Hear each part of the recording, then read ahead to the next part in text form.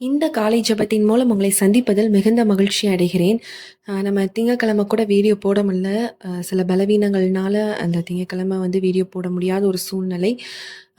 இன்று கூட இந்த வீடியோ மூலமாக சந்திப்பதில் உங்களை மிகுந்த மகிழ்ச்சி அடைகிறேன். இன்றைக்கும் சில நேரங்கள்ல வாழ்க்கையில ஒரு விஷயம் நடக்காம, ரொம்ப நாள் அதுக்கு காத்திருக்கிற மாதிரி இருக்கும். இவ்வளோதான் நம்ம ஜெபம் பண்ணியும் இவ்வளோதானா? ஏன் இன்னும் மாறல? அப்படின்னு நமக்குள்ள நெறைய வெளிய நம்ம வாய் திறந்து சொல்லனாலும், நமக்குள்ள இந்த மாரி கேள்விகள் அடிக்கடி எழும்பும். நம்மால முடிந்த அளவுக்கு முயற்சி பண்ணியிருப்போம். நம்மால் முடிந்த அளவுக்கு ஜெபமும் பண்ணியிருப்போம். நம்மால முடிந்த அளவுக்கு காத்திருக்கவும் செய்வோம். ஆனா, இன்னும் அந்த பதில் வரல. அந்த நேரத்துல நம்ம மனசு ஒரு விஷயத்த நம்ப ஆரம்பிச்சிடும். எப்படின்னா, இவ்வளவுதான் இவ்வளவுதான் முடியும் போல நம்மளால. இல்ல இவ்வளவுதான் எனக்கு கிடைக்கும் போல. எனக்குன்னு அளவு இவ்வளவுதான் வச்சிருக்காரு போல ஆண்டவர். இவ்வளவுதான் என் வாழ்க்கை. இதுல நான் கத்துக்க பழகினும் போல. இப்படின்னு சொல்லி நம்ம மைண்ட் என்ன ஆயிரும்னா, இதுக்கு ப்ரிப்பேர் ஆகி இதிலயே நம்ம வாழ ஆரம்பிச்சுருவோம். ஆனா, இன்று நம்ம தியானிக்க போகிற ஒரு வசனம் என்னன்னா, அந்த எண்ணத்த முழுவதுமாக மாற்றக்கூடிய ஒரு வசனமாக அந்த வசனம் காணப்படுது. ஏன்னா, இந்த வசனம் சொல்லுது, "நீ நினைக்கிறத வச்சு தேவன அளவிடாதீங்க.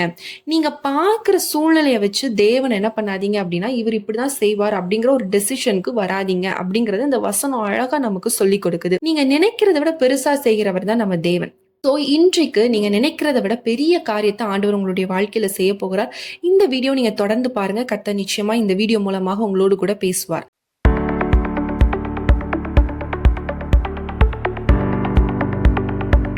இப்போ கூட நம்ம ஒரு வேத வசனத்தை வாசித்து விட்டு பின்பு நம்ம அதற்காக ஜெபிக்க போறோம். நம்ம வாசிக்கலாம். எபேசியர் 3ஆம் அதிகாரம் 20ஆம் வசனத்துல சொல்லப்பட்டிருக்கு. நான் வேண்டிக் கொள்வதற்கும் நினைக்கிறதற்கும் மிகவும் அதிகமாய் நமக்குள்ளே கிரியை செய்கிற வல்லமையின்படியே நமக்கு செய்ய வல்லவராகிய அவருக்கு அப்படிங்க சொல்லப்பட்டிருக்கு. நினைப்பதற்கும் வேண்டுவதற்கும் அதிகமாய் கிரியை செய்கிற தேவன் அப்படிங்கிறதுல தான் நம்ம இன்னைக்கு பார்க்க போறோம். அதாவது இந்த வசனத்துல என்ன வார்த்தை தெரியுமா? அதிகமா ஒரு தொடக்கூடிய ஒரு வார்த்தையா காணப்படுது. மிகவும் அதிகமாய் அப்படிங்கிற வார்த்தை தான். பவுல் தேவன் செய்வார் அப்படிங்கிறத மட்டும் சொல்லல. அதிகமாய் செய்வார் அப்படிங்கிற ஒரு வார்த்தையை இங்க அவர் அழகா சொல்லியிருக்கிறார். மிகவும் செய்கிறவர் தான் என்னது? நம்மளுடைய தேவன். நம்மளுடைய தேவன் அளந்து கொடுக்கிற தேவன் அல்ல. மிகவும் அதிகமாய் செய்கிற தேவன் தான் நம்முடைய ஆண்டவராகிய இயேசு கிறிஸ்து. நம்ம ஒரு கதவை பார்க்கிறோம். ஆனா தேவன் நம்ம நினைச்சதை விட அதிகமா பார்க்கிறார். சோ அந்த டோர் என்ன ஆயிருது? க்ளோஸ் ஆயிருது. ஆனா ஆண்டவர் நம்ம நினைச்சதை விட பெருசான நமக்காக ஒரு திட்டத்தை வைத்திருக்கிறார். அதனாலதான் அந்த கதவு என்னப்பட்டிருக்கு? அடைக்கப்பட்டிருக்கு. நம்ம ஒரு தேவையை பார்க்கிறோம். இன்னைக்கு இப்போ எனக்கு ஒரு எமர்ஜென்சியா ஒரு 10,000 தேவைப்படுது. இந்த காரியம் இருந்துச்சுன்னா நான் இந்த பிரச்சனையை நான் முடிச்சிருவேன் நீங்க நினைப்பீங்க. ஆனா ஆண்டவர் என்ன தெரியுமா நினைப்பாரு? நீங்க பலருக்கு கொடுக்குற மாதிரி உங்களை ஆசீர்வதிக்கணும்னு ஆண்டவர் நினைப்பார். நீங்க நினைச்சிருக்கலாம், நான் எனக்கு இப்போ ஒரு 10,000க்கு ஒரு வேலை கிடைச்சா போதும். நான் வீட்டில் சும்மா இருக்கிறதுக்கு எனக்கு ஒரு வேலை வேணும். நான் என் கடன் பிரச்சனையெல்லாம் அடைக்கணும். என் வீட்டுக்கு நான் கொஞ்சம் ஹெல்ப்ஃபுல்லா இருக்கணும் நீங்க நினைப்பீங்க. பட் ஆண்டவர் உங்களை கொண்டு வச்சிருக்கிற திட்டம் தெரியுமா? நீங்க கையேந்த கூடாது. நீங்க பிறருக்கு கொடுக்கணும்னு சொல்லி ஆண்டவர் வச்சிருப்பார். இல்லையா, நீங்க நினைக்கிற சேலரியை விட அதிகமா ஒரு படங்கு மேலே ஆண்டவர் கொடுக்கணும்னு சொல்லி உங்களுக்கு திட்டம் வைத்திருக்கிற தேவனாக கூட அவர் காணப்படுவார். நம்ம வடிக்கிற கண்ணீரை மட்டும் தான் பார்க்குறோம். என் வாழ்க்கை கண்ணீர் நிறைஞ்ச வாழ்க்கையாவே தான் இருக்கு. ஆனா ஆண்டவர் நீங்க வடிக்கிற ஒவ்வொரு கண்ணீருக்கும் ஒரு பெரிய அற்புதமாக உங்களுடைய வாழ்க்கையை மாற்றப் போகிறார் அப்படிங்கிறத நமக்கு தெரியாமையே நம்மளுடைய வாழ்க்கை இப்படிதான் அப்படிங்கிற ஒரு சூழ்நிலையே பல நாள் நம்மளுடைய என்ன ஆயிருது அப்படின்னா, சின்ன சின்ன விஷயத்துக்காகவே நம்ம ஜெபம் பண்ற ஒரு நபராக மாறுறோம். ஆண்டவரே, இந்த மாதத்தை என்ன எப்படியாவது கடந்து போக உதவி செய்யுங்க நம்ம ஜெபிப்போம். இந்த ஒரு மாதத்தை மட்டும் என்ன கண்மணி போல காத்துக்கொள்ளுங்க. இந்த ஒரு பிரச்சனையில இருந்து மட்டும் என்ன விடுவீங்க. இப்படி சொல்லி நம்ம ஜெபிப்போம். ஆனா தேவன் ஒரு மாசத்தை மட்டும் இல்ல, இந்த ஒரு பிரச்சனையில இருந்து மட்டும் நம்மளை விடுவிக்கிற தேவன் கிடையாது. நம்மளுடைய அதாவது நம்ம பிறந்த நாள் முதல் எல்லாமே நம்மளுக்கு பார்த்து நேர்த்தியா என்னென்ன தேவை அப்படிங்கிற விஷயங்கள் எல்லாம் வச்சு செய்கிற தேவன். ஒரு பிரச்சனை வரும்போது அந்த பிரச்சனையை மட்டும் தாண்டி ஹெல்ப் பண்றதுக்கான தேவன் அவர் கிடையாது. நம்ம கூட நம்ம சந்தோஷமா இருக்கும் போது நம்ம கூட டிராவல் பண்றாரு. நம்ம கஷ்டமா இருக்கும் போதும் டிராவல் பண்றாரு. சில பேர் கேட்கலாம், எனக்கு அப்ப ஏன் ஆண்டவர் எனக்கு கஷ்டத்தை கொடுக்கணும்? அவர் என் கூட இருக்காருன்னு நீங்க சொல்றீங்க. அப்ப ஏன் எனக்கு கஷ்டத்தை அவர் அனுமதிக்கணும் அப்படின்னு நீங்க கேட்டீங்க அப்படின்னா, நேற்று கூட நம்ம ஈவினிங் 7 மணிக்கு நம்ம மோசஸ் மினிஸ்ட்ரீஸ்ல ஒரு வீடியோ போட்டிருக்கோம். நீங்க கண்டிப்பா அது பாருங்க. புதுசா பார்த்துட்டு இருக்கீங்க அப்படின்னா மோசஸ் மினிஸ்ட்ரீஸ் தமிழ் நீங்க டைப் பண்ணீங்கன்னா கண்டிப்பா நம்மளோட சேனல் வரும். அதுல நேத்து போட்ட வீடியோ நீங்க பாருங்க.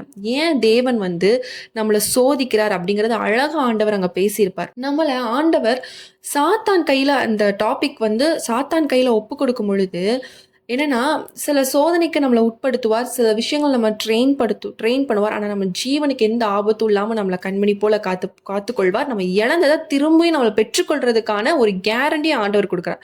ஒரு பிரச்சனைக்குள்ள நீங்க போகும்பொழுது ரிட்டர்ன் டிக்கெட்டோட தான் நீங்க திரும்பி வருவீங்களே தவிர, ஒன் வேல ஆண்டவர் எப்பவுமே அனுப்ப மாட்டார். சத்ரு உங்கள சோதிக்கணும்னு சொல்லி ஆண்டவர்ட்ட பெர்மிஷன் கேட்கும்போது, ஆண்டவரும் நம்மள நம்பி நம்ம மேல இருக்கிற ஒரு ஆண்டவர் நம்ம மேல ரொம்ப நம்பிக்கையா இருக்கிறார்.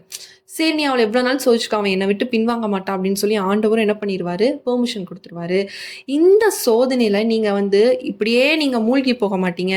ரிட்டர்ன் வரும்போது கெம்பீரத்தோடு வரும்படியாக ஆண்டவர் உதவி செய்வார். அந்த சோதனை அப்படிங்கிற வீடியோவ நீங்க கண்டிப்பா பாருங்க. அது ரொம்ப உங்களுக்கு யூஸ்ஃபுல்லா இருக்கும். இன்றைக்கும் ஆண்டவர தான் சோதிக்கிறாரு. இப்படியே என் லைஃப் அப்படின்னு யோசிக்காதீங்க. ஆண்டவர் உங்கள ஒவ்வொரு நாளும் அதிகமாய் செய்கிற தேவனாக அவர் காணப்படுகிறார் அப்படின்னு சொல்லி நம்மளுக்கு இங்க வேதம் சொல்லப்பட்டிருக்கு. அதனாலதான் சில நேரம் நீங்க ஜெபிக்கும் பொழுது என்னன்னா பதில் கிடைக்காத மாதிரி இருக்கும். தேவன் என்னோட ஜெபத்திற்கு பதிலே கொடுக்கல, அவர் என்னை பத்தி என்ன திட்டம் வைத்திருக்கிறார் கூட தெரியல அப்படின்னு நீங்க நினைக்கலாம். ஆனா இந்த காத்திருப்பு நாட்கள்ல நீங்க அமைதலா இருக்கும் பொழுது ஆண்டவர் உங்களுக்காக ஒரு பெரிய எதிர்காலத்தை, உங்களுக்கான பெரிய ஒரு வாசலை, ஒரு பெரிய ஒரு வாய்ப்பா என்ன பண்ணிட்டு இருக்காருன்னா ஆண்டவர் உங்களுக்காக உருவாக்கி கொண்டிருக்கிறார் அப்படின்னு சொல்லி நீங்க மனசுல ஏத்துக்கிட்டு விசுவாசத்தோடு இந்த பாதையை என்ன பண்ணணும் நீங்க அப்படின்னா டிராவல் பண்ணணும். சில பேர் திருமணத்துக்காக நீங்க காத்திருக்கலாம், குழந்தைக்காக நீங்க ஜெபித்து கொண்டே இருக்கலாம், ஒரு விடுதலைக்காக ஒரு பலவீனத்தோடு இருக்கலாம், அதுக்காக நீங்க காத்துட்டு இருக்கலாம், குடும்ப சமாதானத்திற்காக சேரணும் அப்படின்னு இருக்கலாம், இல்ல ஆவிக்குரிய வரங்களுக்காக வல்லமைகளுக்காக அக்கினி அபிஷேகத்திற்காக காத்துட்டு இருக்கலாம். எதுவாக இருந்தாலும் சரி ஆண்டவர் உங்களை ஜெபத்தை கேட்டிருக்கிறார். நேர்த்தியான நேரம் வரும்பொழுது நிச்சயமா ஆண்டவர் என்ன பண்ணுவார் அப்படின்னா உங்களுடைய காரியங்கள் எல்லாவற்றையும் என்ன பண்ணுவார், வாய்க்க பண்ணுவார். நீங்க நினைத்து பார்க்காத நேரத்துல தான் என்ன பண்ணுவார்னா ஆண்டவர் செய்வார். நீங்க நினைச்சிருவீங்க ஓகே இது ஆண்டவர் சித்தம் இல்ல போல, நீங்க அந்த சாப்டரை க்ளோஸ் பண்ணிடுவீங்க. அங்கதான் ஆண்டவர் ஸ்டார்ட் பண்ணுவாரு. அங்கதான் அற்புதத்தை செய்ய ஆரம்பிப்பார், அங்கதான் மிராக்கிள் செய்ய ஆரம்பிப்பார். அந்த சந்தோஷத்துல நீங்க நிரம்பி வழிவீங்க அன்று. அதனால ஆண்டவர் நிச்சயமா உங்களை சந்தோஷத்துல நிரம்பி வழியும்படியாக, மிகவும் அதிகமாய் உங்களை ஆசீர்வதிக்கும்படியாக ஆண்டவர் நிச்சயமா இந்த நாள்ல கடந்து வந்திருக்கிறார். நிச்சயமா ஆண்டவர் உங்களை ஆசீர்வதிப்பார்.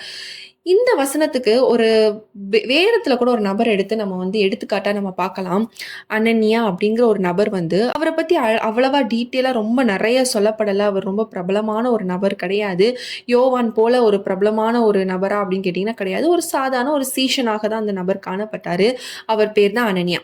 ஒரு நாள் ஒரு சாதாரண சீஷன் தான் அவரு.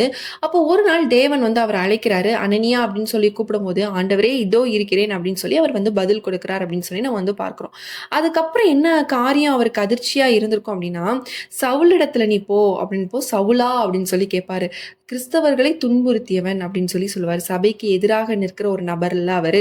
அவரை பார்த்தாலே பயப்படுகிற காலம் அந்த டைம். அப்போ அனனியாவும் என்ன செஞ்சார் அப்படின்னா பயந்தாரு. அவருக்குள்ள கேள்வி நிறைய இருந்திருக்கலாம், சந்தேகங்கள் அதிகமா இருந்திருக்கலாம். அவருக்கு புரியல. ஆனா ஒரே ஒரு விஷயம், ஆண்டவர் சொல்லிட்டார் நான் கீழ்ப்படியணும் அப்படிங்கிறதுக்காக என்ன பண்றாரு அப்படின்னா சொன்னபடி என்ன பண்றாருன்னா சவுலுக்காக ஜெபிக்கிறாரு. அதன் பிறகு என்ன நடந்தது அப்படின்னு பாக்குறீங்க. சவுலோட கண்கள் என்ன பண்ணுது, திறக்கப்படுது, பரிசுத்த ஆவியினால் நிரப்பப்படுகிறார். பின்னர் என்ன ஆகுறதுன்னா பவுலாக மாறுகிறார். புதிய ஏற்பாட்டுல அதிக புத்தகங்களை எழுதினவரும் என்னன்னா பவுல் அப்படின்னு சொல்லி நான் பாக்குறோம். உலகம் முழுவதும் சுவிசேஷம் பரப்புவதற்கு காரணமானவர்ல ஒருத்தரும் பவுல் தான் அப்படின்னு சொல்லி பாக்குறோம். இப்ப யோசிச்சு பாருங்க, அனனியா அந்த நாட்கள்ல தயங்கி இருந்திருப்பாரு. அந்த நாட்கள்ல அவர் என்ன நினைச்சிருப்பாரு, நான் ஒரு மனிதனுக்காக போகிறேன் அவ்வளவுதான். ஆனா தேவன் என்ன செய்தார், ஆண்டவர் சொன்னார் அதனால போறேன் அப்படின்னு சொல்லி போயிருந்திருக்கலாம், அவ்வளவுதான். ஆனா ஆண்டவர் என்ன செய்தார் பாருங்க, அந்த ஒரு மனிதனை மட்டும் அல்ல, தலைமுறைகளை அவரால நிறைய பேர் ரட்சிக்கப்படும்படியாக மிகவும் அதிகமாய் அனனியா நினைத்ததை விட, அனனியா நினைச்சிருக்கலாம் நான் இன்றைக்கு தேவனோட வார்த்தை சொல்லும்போது பவுல் மட்டும் ரட்சிக்கப்படுவார் போல. ஏன்னா அவர் நிறைய பேரை என்ன பண்ணியிருக்காரு, காயப்படுத்திருக்காரு, துன்பப்படுத்திருக்காரு, கொடுமைப்படுத்திருக்காரு. சோ அவர் ரட்சிக்கப்பட்டா மத்த கிறிஸ்தவர்களுக்கு பிரச்சனை இருக்காது அப்படின்னு சொல்லி கூட நினைச்சிருந்திருக்கலாம். அந்த ஒரு மனிதனுக்காக நினைச்சிருக்கலாம். பட் பாருங்க, அந்த ஒரு மனிதன் பவுல் கண்கள் திறக்கப்பட்டதுனால இன்று வரைக்கும் அந்த சுவிசேஷம் பரவி கொண்டு இருக்குது. மக்கள் ரட்சிக்கப்படுறாங்க, மக்கள் தேவனுடைய உண்மையான அன்பை தெரிந்து கொள்றாங்க. இது எப்படிப்பட்ட ஒரு அழகான ஒரு வசனமாக காணப்படுதுன்னு பாருங்களேன். எவ்வளவு அழகா ஆண்டவர் செய்யறார் பாருங்க.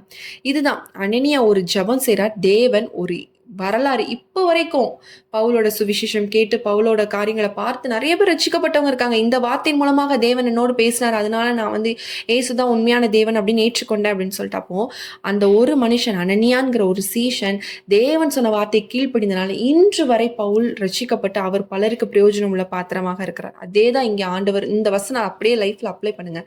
அதாவது ஆண்டவர் ஒரு விஷயம் சொல்லுவாரு, கீழ்ப்படிப்பா, இல்ல நீங்க தாமதமா இருக்கலாம். ஒரு விஷயம் சின்ன சின்ன விஷயங்கள் ஆண்டவர் நீங்க ஜெபித்துக் கொண்டே இருக்கலாம். அது தாமதமானாலும் நிச்சயமா அது ஒரு நாள் கிரியை செய்யும். அது பலருக்கு எப்படி பவுல் வந்து பலருக்கு பிரயோஜனம் உள்ள பாத்திரமாக காணப்படுகிறாரோ, அதுபோல தேவன் உங்களை பலருக்கு பிரயோஜனம் உள்ள பாத்திரமாக காணப்படுவார். இதற்கு ஒரு முக்கியமான ஒரே ஒரு பாயிண்ட் என்ன தெரியுமா? கீழ்ப்படிதல் நமக்கு முக்கியம். ஆண்டவர் என்ன சொன்னாலும் அதுக்கு கீழ்ப்படியணும். எவ்வளவு பெரிய விஷயத்த விட்டுட்டு வா அப்படின்னு சொன்னாலும் நம்ம விட்டுட்டு வர்றதுக்கு தயாரா உள்ள ஒரு நபராக நம்ம காணப்படணும். காணப்பட்டோம் அப்படின்னு வச்சுக்கோங்களேன், ஆண்டவர் நிச்சயமாக என்ன பண்ணுவார்? உங்களுடைய வாழ்க்கையிலும் ஒரு பெரிய அற்புதத்தை ஆண்டவர் என்ன பண்ணுவார்? செய்வார். இன்று பார்க்குற நீங்க பிரச்சனைகள்லாம் பிரச்சனை மட்டுமா இருக்கலாம். ஆனா தேவன் பார்க்கிறது ஒரு சாட்சி. உங்களை கொண்டு பலருக்கு சாட்சியாக ஆண்டவர் நிறுத்த போறார். நீங்க இன்று இந்த பாடின் மத்தியில நடக்கலாம். மக்கள் எல்லாமே அதை பார்த்துட்டே இருப்பாங்க. நாளைக்கு ஆண்டவர் உங்களை உயர்த்தும் போது, நீங்க பலருக்கு பிரயோஜனமா இருக்கும் போது, அவங்களுடைய கண்கள் என்ன பண்ணும்? காணும். அப்ப அவங்க என்ன நினைப்பாங்க? இவர் உண்மையாவே இவர் கூட தேவன் இருக்கிறார். அப்ப இந்த தேவனை நானும் நோக்கி பார்க்கணுங்கிற ஒரு சாட்சி என்னாகும்? உங்கள் மூலமாக உருவாகும். அதற்காகத்தான் தேவன் உங்களுக்கு இந்த பாதையை அனுமதித்திருக்கிறார். இந்த பாதை சீக்கிரமா முடிவடையும். நீங்க பலருக்கு சாட்சி உள்ள பாத்திரமாக நிச்சயமாக ஆண்டவர் என்ன பண்ணுவார் அப்படின்னா உங்களை கண்டிப்பா வைப்பாரு. நீங்க விசுவாசத்தோடு இந்த ஜெபத்துல வந்து இந்த ஜெபிங்க எங்களோடு கூட. நிச்சயமா ஆண்டவர் உங்களை ஆசீர்வதிப்பார். நம்ம எல்லாரும் கண்களை மூடி ஜெபிக்கலாம். அன்புள்ள இயேசு சுவாமி, அப்பா இந்த நேரத்துல கர்த்தாவே அப்பா எங்களோடு இணைந்து ஜெபிக்கிறோம். ஒவ்வொருத்தருக்காக ஜெபிக்கிறோம் இயேசுவின் நாமத்தினால் ரைட் நவ் லார்ட். அப்பா இந்த நேரத்துல ஆண்டவரே அவங்களுடைய வாழ்க்கையில அதிக போராட்டங்கள் இருக்கலாம், அநேக பாடுகள் இருக்கலாம், இல்ல ஆவிக்குரிய வாழ்க்கையில கூட என்னால வளர முடியலையே, ஜெபிக்கிற அதற்கான பலனை கூட என்னால பெற்றுக்கொள்ள முடியலையேன்னு கொண்டு சோர்ந்து கொண்டு இருக்கிறாங்கப்பா. ஆண்டவரே நீர் கண்ணோக்கி பார்ப்பீராக, நீர் விடுதலை கொடுப்பீராக. இயேசுவின் நாமத்தினால் ஒரு விடுதலை உண்டாகட்டும்.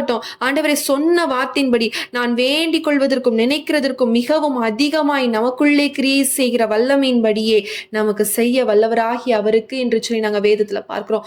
கர்த்தர் நினைப்பதற்கும் வேண்டுவதற்கும் அதிகமாய் செய்கிற தேவன். நீர் அதிகமாய் செய்யுங்க, மிகவும் அதிகமாய் செய்யுங்க, உம்முடைய சித்தத்தை நிறைவேற்றுங்க. அப்ப நாங்க சாட்சி உள்ளவர்களாக காணப்படணும். அன்று அனனியா எப்படி ஆண்டவர் உம்முடைய வார்த்தை கீழ்ப்படிந்த பவுலிடம் பேசி ஆண்டவரை நீர் அவருடைய கண்களை திறந்து ஆண்டவரை பரிசுத்த ஆவியினால் நிரப்பப்பட்டு ஆண்டவரை இன்று வரை ஆண்டவருடைய சுவிசேஷம் ஆண்டவரை அவர் மூலமாக பலர் ரட்சிக்கப்பட்டு கொண்டிருந்தாங்க ராஜா. அந்த நாட்கள் ஆண்டவரை அப்பா ஒரு தேசமே அந்த நாட்கள் எல்லாம் ரட்சிக்கப்பட்டது, பல இடங்கள்ல சுவிசேஷம் பரவப்பட்டது. இன்று எங்களை ஆண்டவரை அப்படி எடுத்து பயன்படுத்துவீராக. அப்ப எங்கள் மூலமாய் பலர் ரட்சிக்கப்படணும், பலர் உண்மை அறிந்து கொள்ளணும், பரலோக ராஜ்யத்துக்கு தகுதியுள்ள பாத்திரமாக தேவன் எங்களை மாற்றுவீராக. எங்களுக்குள்ளாக கீழ்ப்படிதல் அப்படிங்கிற சுபாவம் நிரம்பி வழிய கற்று உதவி செய்யுங்கப்பா. அதுல எந்த குறைவுகளும் இல்லாதபடி கீழ்ப்படிதல்ல நிரம்பி வழியக்கூடிய பாத்திரமாக நாங்க காணப்படணும். இயேசுவின் நாமத்தினால ஜெபிக்கிற தகப்பனே, இந்த வாக்குத்தத்தத்தை நாங்க சுதந்திரித்துக் கொள்கிறோம் இயேசுவின் நாமத்தினால. ஆண்டவரை எந்த கிரியைகளாலும் தடை செய்ய முடியாது. அப்பா உம்முடைய வார்த்தை ஆண்டவர் எங்களுக்குள்ளாக செல்லும் பொழுது அப்பா எங்களை மாற்றும் ராஜா. எங்களுடைய இருதயத்தில் ஒரு சந்தோஷத்தை கொடுக்கும் ராஜா. அப்பா எங்களுக்குள்ளாக ஒரு விடுதலை உண்டாக்கும் ராஜா.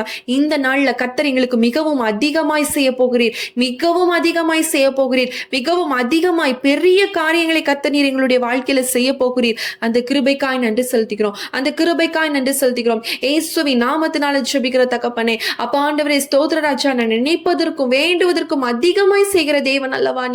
ஆண்டவரே அதிகமாய் செய்கிற தேவன் அல்லவா நீர். எங்களுடைய வாழ்க்கையில நீர் அதிகமாய் செய்ய போறீங்க ஆண்டவரே. நாங்க விசுவாசிக்கிறோம் ராஜா. அநேகர் ஆண்டவரே திருமணத்திற்காக காத்துட்டு இருக்காங்க. என்னுடைய பிள்ளைக்கு இன்னும் திருமணம் ஆகலையே, என் பிள்ளை கூட படித்தவங்களுக்கு எல்லாம் திருமணம் ஆகுது, குழந்தை பிறந்திருக்கு, என்னுடைய பிள்ளைக்கு ஒரு நல்ல விசேஷம் நடக்கலையே என்று சொல்லி கவலையோடு இருக்கிறாங்க. என் தேவன் நீங்க மிகவும் அதிகமாய் நினைப்பதற்கும் வேண்டுவதற்கும் அதிகமாய் நீர் செய்ய போகிறீர். இந்த மாதத்துல கர்த்தர் நீர் ஒரு விடுதலை உண்டாக்க போகிறீர், ஒரு அதிசயத்தை நீர் செய்ய போகிறீர் ஆண்டவரே. நல்ல காரியங்கள், ஒரு நல்ல விசேஷங்கள் உங்களுடைய வீடுகளில் ஆண்டவரை நடக்க பண்ண போகிறீர் ராஜா. அதற்காக உமக்கு ஸ்தோத்திரம். இது தேவ சித்தமா, இந்த வரன் தேவ சித்தமா என்று சொல்லி குழப்பத்திலே நிறைய வரன்களை நான் தவற விட்டுட்டேன் என்று சொல்லி கலங்கி கொண்டிருக்கிற சகோதரிடா ஆண்டவரை நீங்க பேசி கொண்டு இருக்கிறீங்க. ஆண்டவரை இது என்னுடைய சித்தம், இது தேவனுடைய சித்தம் என்று சொல்லி ஆண்டவரை நீர் வெளிப்பட்டு கொண்டு இருக்கிறீர். அதற்காக உமக்கு ஸ்தோத்திரம் ராஜா. ஆண்டவர் நீங்க வெளிப்படுங்க, நீங்க வெளிப்படுங்க, உங்களுடைய நாம மகிமைப்படட்டும். தேவ கிருபை ஆண்டவர் எப்பொழுதும் நிரம்பி வழியட்டும் ராஜா. நாங்க என்ன செய்யணும், எது செய்யணும்னு எங்களுக்கு நீர் கற்றுக் கொடுப்பீராக. நீர் எங்களுக்கு கற்றுக் கொடுங்க ராஜா. நீர் எங்களுக்கு வெளிப்படுத்துவீராக ராஜா. Thank you Holy Spirit. Thank you Lord. Thank you Lord அப்பா. அப்பா உம்மை துதிக்கிறோம், உம்மை துதிக்கிறோம், உம்மை துதிக்கிறோம். உம்முடைய நாமத்தை நாங்கள் மகிமைப்படுத்துகிறோம் ராஜா. அப்பா ஆண்டவரே ஸ்தோத்திர ராஜா. நீர் எங்களுடைய வாழ்க்கையில நினைப்பதற்கும் வேண்டுவதற்கும் நீர் அதிகமாய் செய்ய போகிறீர். அந்த கிருபைக்காய் நன்றி செலுத்துகிறோம். தேவரீருடைய கிருபையும் இரக்கமும் எங்களை ஆளுகை செய்ய போகிறது. அதற்காக எமக்கு நன்றி செலுத்துகிறோம். இந்த நாள் முழுதும் உடைய பிரஸ்தனமும் உடைய கிருபையும் கூட இருந்து எங்களை தாங்கி வழி நடத்தட்டும். ஆண்டவரே எங்களை தாழ்த்தி ஒப்பு கொடுத்து செபிக்கிறோம். இயேசுவின் நாமத்தில் செபிக்கிற நல்ல பிதாவே, ஆமென். என் ஆத்துமாவே கர்த்தரை ஸ்தோத்திரி, என் முழு உள்ளமே அவருடைய பரிசுத்த நாமத்தை ஸ்தோத்திரி. என் ஆத்துமாவே கர்த்தரை ஸ்தோத்திரி, கர்த்தர் செய்த சகல உபகாரங்களையும் மறவாதே. ஆமென், ஆமென். இந்த நாளிலும் கர்த்தர் ஜெபத்தை கேட்டு நிச்சயமாக நீங்கள் நினைப்பதற்கும் வேண்டுவதற்கும் அதிகமாய் கர்த்தர் செய்வார், மிகவும் அதிகமாய் செய்வார். இந்த வார்த்தை நீங்க விசுவாசமாய் அறிக்கை பண்ணுங்க. கர்த்தர் நிச்சயமா உங்களுடைய வாழ்க்கையில ஒரு பெரிய காரியத்தை செய்வார். இந்த வீடியோ உங்களுக்கு பிரயோஜனமாக இருந்துச்சுன்னா கண்டிப்பா கமெண்ட் செக்ஷன்ல சொல்லுங்க. உங்களுக்கு ஜெப குறிப்புகள் இருக்கும் அப்படின்னா ஸ்கிரீன்ல தெரியக்கூடிய வாட்ஸ்அப் நம்பருக்கு மெசேஜ் பண்ணுங்க, இல்லைன்னா கால் பண்ணுங்க. கண்டிப்பா நாங்க உங்களுக்காக ஜெபிக்கிறோம். மீண்டும் நாளை ஒரு பிரேயர் வீடியோல சந்திக்கிறேன். கர்த்தர் உங்களை ஆசீர்வதிப்பாராக. ஆமென்.